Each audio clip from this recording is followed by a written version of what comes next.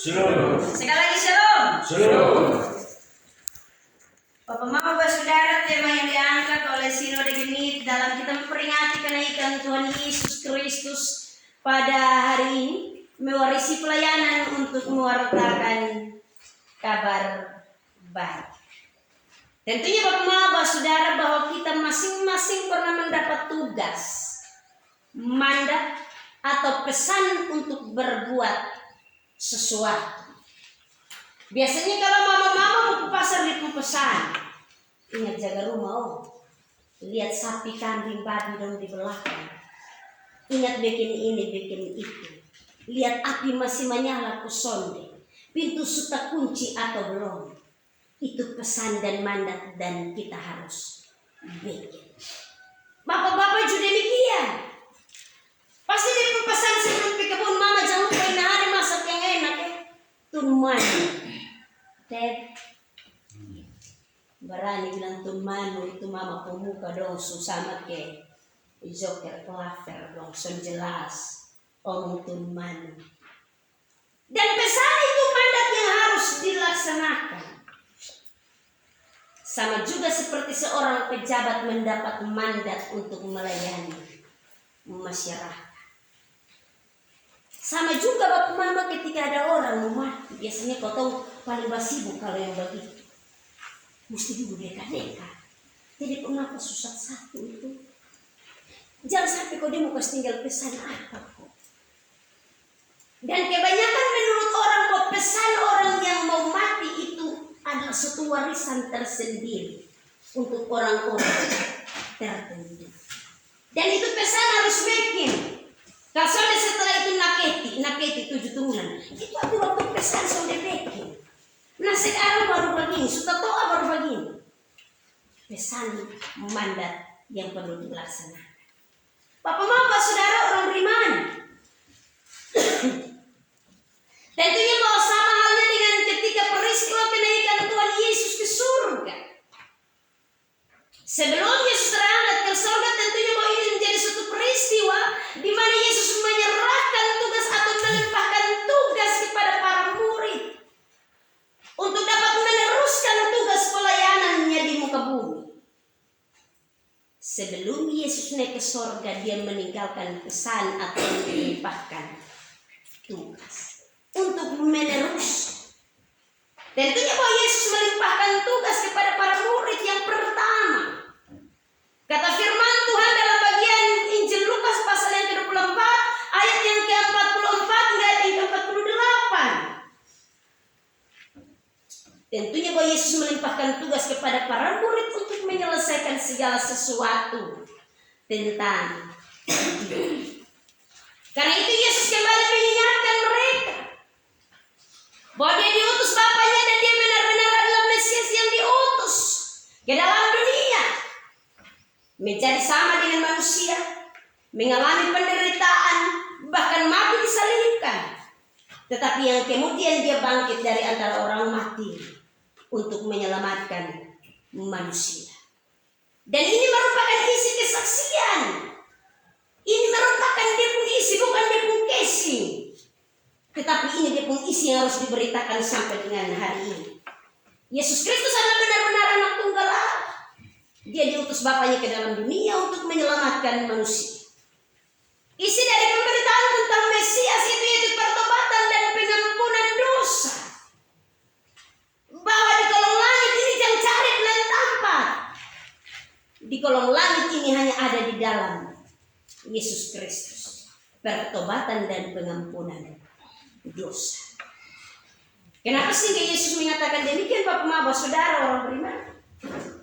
Yang pertama yang menjadi catatan bahwa dalam nama Yesus ada kuasa untuk menolong orang menyesali dosa-dosanya dan bertobat. Sehingga kalau kau tahu mau berdoa ke seorang, ada hamba Tuhan dalam nama Yesus bertobat. Kalau yang sebegitu itu tidak, siapa yang merasa berdosa, mari maju ke depan. Saya berdoa dalam nama Yesus bertobat. Tetapi tentunya bahwa kuasa itu benar. Dalam nama Yesus ada kuasa yang menolong untuk orang menyesali dosa-dosa. Bukan dalam nama pendeta. Bukan dalam nama majelis. Tetapi dia bilang bahwa dalam nama Yesus ada kuasa untuk menolong. Dalam nama Yesus. Bukan karena kita. Tetapi dalam nama Yesus ada kuasa untuk menolong orang. Menyesali dosa-dosanya dan bertobat. Yang kedua, karena hanya dalam nama Yesus ada pengampunan dosa yang diberikan bagi siapa saja yang menyesali dosa-dosa. Karena itu Yesus sampaikan kepada para murid adalah memberitakan tentang pertobatan dan pengampunan yang harus diberitakan di isinya. Dalam nama Yesus ada pengampunan dosa yang diberikan kepada semua orang. Bapak, Mama, Saudara, orang beriman yang sangat diberkati oleh Tuhan Yesus Kristus. Yang kedua, Yesus tidak hanya melimpahkan tugas untuk bersaksi. Bukan hanya suruh bilang pi. Kalau biasa kau bilang pisu. Dulu waktu orang-orang tua dulu dong, kalau dia mau pergi di satu tempat, dia suruh dia pengen buat bilang bawa itu alkusuk di duluan. Nanti kalau lihat itu alkusuk saya suka dia mau datang. Artinya bahwa itu alkusuk itu punya kekuatan tersendiri. Orang lihat itu alkusuk seorang sudah mata. Yesus juga demikian. Artinya bahwa dia tidak hanya melimpahkan tugas untuk bersaksi, tetapi dalam hal ini bagian ayat 49 dari bagian firman Tuhan, dan aku akan mengirim kepadamu apa yang dijanjikan Bapa. Yesus tidak hanya suruh untuk pergi dan bersaksi, bukan hanya melimpahkan mandat dan tugas untuk meneruskan apa yang sudah Yesus kerjakan, tetapi dia bilang bahwa Yesus akan jalan sendiri. Bapa menjanjikan Roh Kudus, menjanjikan penolong untuk kemudian kita diperlengkapi supaya ini tugas dapat diselesaikan. Yesus menjanjikan penolong yakni Roh Kudus supaya para murid dapat bersaksi, supaya para murid dapat melanjutkan apa yang menjadi manat dan juga menjadi tugas yang diemban. Yesus memberikan Roh Kudus sebagai roh yang menolong para murid. Bapak, Mama, Saudara, orang beriman, tugas bersaksi bukan hal yang gampang. Tugas bersaksi itu bukan hal yang gampang. Kebanyakan orang berpikir bahwa kalau bersaksi itu sekedar cerita kosong. Yang penting orang yang mendengar suka. Tugas bersaksi adalah bagaimana ketika orang lain yang mendengar kita dia hidup dalam pertobatan dan juga mengalami pengampunan, mengalami perubahan hidup, tetapi juga kemudian dia mengalami perkembangan dalam hidup dan pelayanan. Jangan sampai kau bersaksi dan mengkerdilkan orang, mengkerdilkan iman, mengkerdilkan persekutuan, tetapi tentunya bahwa yang dimaksudkan tidak gampang. Kita akan berhadapan dengan orang-orang yang nanti akan menolak kita ketika kita menyampaikan kabar baik, ketika kita bersaksi tentang Kristus, ketika kita bersaksi pada Mesias yang hidup, yang telah mati dan bangkit dan dia naik ke surga. Kita akan berhadapan dengan itu. Bahkan kita akan ditolak. Bersaksi tidak gampang. Kehidupan bersaksi juga harus tentunya bukan hanya sekedar kotong bohong, tetapi kotong hidup dan kemudian berpadanan dengan kotong kesaksian tentang Kristus. Jangan sampai kotong bersaksi tentang Kristus, mujizat dan pekerjaan-pekerjaan yang Kristus buat, tetapi kotong punya hidup tidak berpadanan dengan Kristus, tidak mencontohkan Kristus, tidak melakukan apa yang dikehendaki. Tidak gampang dalam hal ini. Sama juga orang biasa bilang, seorang pengkhotbah sebelum dia berkhotbah, dia harus khotbah untuk dipung diri dulu, baru dia berkhotbah. Sama juga seperti orang bilang, seorang majelis kalau mau melayani, dia harus dapat hidup sebagaimana yang Tuhan inginkan, baru dia dapat melayani jemaat. Sama juga dengan kehidupan orang beriman. Kau hidup dan bersaksi tentang Kristus, tetapi kau punya hidup harus benar-benar mencerminkan akan Kristus. Bukan hal yang gampang. Tidak segampang membalikan telapak tangan dalam hal bersaksi. Karena itu Yesus memperlengkapi murid-murid ketika itu. Dia menyampaikan dengan benar bahwa Bapa pernah menjanjikan Tetapi tentunya dilanjutkan, tetapi kamu harus tinggal di dalam kota ini sampai kamu diperlengkapi. Ini omong soal ketaatan. Ini omong soal kesetiaan. Jangan sampai baru kena garata kau sebelum petson iko lain. Beta mengundurkan diri. Pelayanan terlalu berat.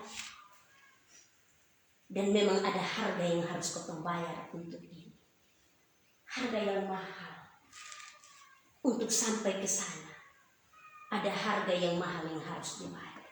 Kesetiaan dan ketaatan itu bukan hal yang gampang. Setiap waktu kita akan diuji oleh Allah. Diuji oleh Tuhan terus menerus. Apakah kita akan tinggal tetap dan berkomitmen, ataukah jangan sampai kau cepat-cepat mundur, cepat-cepat lari, dan kemudian orang lain semua sampai di finish, kau belum bergerak. Bukan hal yang gampang. Kita diperlengkapi karena kuasa Allah begitu hebat. Dia telah mengalahkan maut dan bahkan dalam kebangkitan dia menunjukkan kuasanya sebagai anak Allah yang diutus oleh Bapaknya. Karena itu dia naik ke sorga, yang menandakan bahwa memang benar dia datang dari sana. Dia tidak sama dengan kita manusia. Dia datang dari sana. Karena itu dia harus kembali ke sana untuk menyediakan tempat, untuk mempersiapkan segala sesuatu. Tetapi dia tetap menjanjikan bahwa Roh Kudus sebagai penolong akan tetap bersama-sama dengan kita. Yang ketiga, Bapak Saudara, dari bagian firman Tuhan ini, dia bukan hanya memberikan atau menjanjikan penolong. Dia tidak kasih kita jalan dengan tidak mau bekal. Kalau kita pergi berperang saja, tentara dong, negara kasih memang senjata, peluru, apalagi pekerjaan Tuhan. Karena itu dia bukan hanya menjanjikan penolong, tetapi Yesus memberkati murid-muridnya. Kata firman Tuhan dari ayat yang ke-51. Dan ketika ia sedang memberkati mereka, ia berpisah dari mereka dan terangkat ke sorga. Mereka sujud menyembah kepadanya. Lalu mereka pulang ke Yerusalem dengan sangat bersuka cita. Yesus tidak hanya menjanjikan penolong, tetapi dia memberkati. Dia menjanjikan berkat. Dia menjanjikan berkat bagi tiap-tiap orang yang hidup dalam pertobatan dan yang telah mengalami pengampunan. Dia menjanjikan berkat. Dia menjanjikan berkat bagi tiap-tiap orang yang memberi diri untuk hidup dan bersaksi dan melayani baginya. Dia menjanjikan berkat bagi tiap-tiap orang yang setia dan hidup dalam ketaatan. Dia menjanjikan berkat sebagaimana yang murid-murid alami, bahkan mereka menyaksikannya. Walaupun terpisah dari Kristus, tetapi kita tidak terpisah dari kasih. Benar bahwa dia telah terangkat ke sorga, tetapi dia memberkati kita supaya kita mengalami sukacita. Kata firman Tuhan, para murid pulang dan mereka bersukacita. Para murid pulang dan mereka bersukacita. Kadang-kadang kau sudah berberkat ini, kau sudah sukacita. Bahkan yang ada kau bersungut-sungut. Apalagi kalau kau punya hanya pas-pas, kemudian orang lain pun lebih, itu jadi soal. Itu bahkan kita bisa bangun dan berperkara dengan Tuhan. Kok dia kalau lebih apa? Kok beta kurang di mana? Kok dia bisa dapat lebih dan beta dapat begini? Tergantung dari sejauh mana kita setia dan taat. Kalau kau hanya melakukannya dengan biasa-biasa, beta rajin gereja, beta melayani dan seterusnya, pasti beta juga diberkati. Tentunya buat tiap-tiap orang mengalami berkatnya dengan cara Tuhan. Tuhan memberi dengan cara yang berkecukupan, tidak berkelimpahan, tetapi kita semua dipenuhi. Murid-murid diberkati dengan cara yang begitu luar biasa. Kata firman Tuhan, mereka sujud menyembah. Itu berarti bahwa kesetiaan dan juga ketaatan itu tidak cukup, tetapi hidup dan bergaul intim dengan Tuhan itu penting. Jangan sampai di gereja saja kau berdoa kasih jemaat, tetapi begitu pulang bini berdoa sendiri, suami berdoa sendiri, nah masing-masing anak ada di sudutnya. Kemudian kau bilang bahwa kau mau dapat berkat. Berkat itu datang sama seperti Mazmur pasal 133. Dia bilang sama seperti minyak yang meleleh ke janggut. Yang meleleh ke janggut harum. Ini dia omong soal persekutuan, soal persatuan. Mau dapat berkat begitu. Bukan hanya soal kerja keras, tetapi bersatu hati. Dalam rumah tangga saja kalau ketemu bersatu hati, suami istri sama-sama bakar. Mari kau potong berdoa, besok buka sama sejagung di gereja. Mama mari kau potong berdoa, besok potong pun anak mau bisa sekolah. Dan seterusnya. Kesatuan hati itu yang akan membawa berkat untuk kemudian ada dalam kehidupan kita. Bapak Mama saudara orang beriman, tentunya bahwa Yesus telah naik ke sorga. Tetapi dalam karyanya dia menjanjikan penolong. Supaya kita mengalami pertolongan di dalam dia. Tetapi juga kita diberkati di dalam dia. Dan di dalam berkat-berkat kita mengalami sukacita. Bukan hanya dalam kehidupan kita tiap-tiap hari. Kehidupan pribadi. Keluarga. Tetapi juga dalam kehidupan pelayanan. Dia menolong kita dengan Roh Kudusnya. Tetapi yang dia minta tetap diam tinggal di situ. Kemudian yang berikut dia bilang bahwa hidup dan bergaul intim dengan dia. Walaupun dia naik tetapi kita tidak terpisah dari kasih. Maka kita akan diberkati dan mengalami sukacita. Hari ini kita memperingati kenaikan Tuhan Yesus Kristus ke sorga. Suatu momen yang sangat berharga dan penting. Tetapi tentunya bahwa ketika Yesus naik ke sorga, dia meninggalkan warisan, mandat, tugas, amanat atau melimpahkan tugas kepada tiap-tiap orang. Bukan hanya kepada para murid ketika itu Bapak Mama, tetapi sampai juga kepada kita sampai dengan hari ini. Kepada gereja Tuhan, kepada pelayan-pelayan, kepada majelis jemaat, kepada orang percaya. Untuk kemudian melanjutkan mandat ini. Mewarisi pelayanan ini. Untuk tetap terus mewartakan kabar baik. Kabar sukacita. Kabar damai sejahtera di tengah-tengah persekutuan.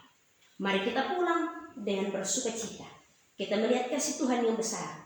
Jaga warisan pelayanan yang telah dianugerahkan bagi kita masing-masing. Tetapi juga dengan melanjutkan amanat itu. Karena tentunya masing-masing orang diberikan tugas dan amanat untuk mengerjakan pekerjaan baik yang telah dilakukan Allah bagi kita. Tuhan memberkati kita dalam terang firman-Nya. Terpujilah nama Tuhan Allah kita. Amin. Kita akan bersama-sama mengakui percaya kita kepada Tuhan Allah kita. Menurut pengakuan iman Rasul, saya menjemput Bapak saudara orang beriman untuk bangkit. Mari bersama dengan segala percaya segala tempatan waktu kita mengikrarkan pengakuan iman kita dengan berkata. Aku percaya kepada Allah, Bapa yang Maha Kuasa, Allah dan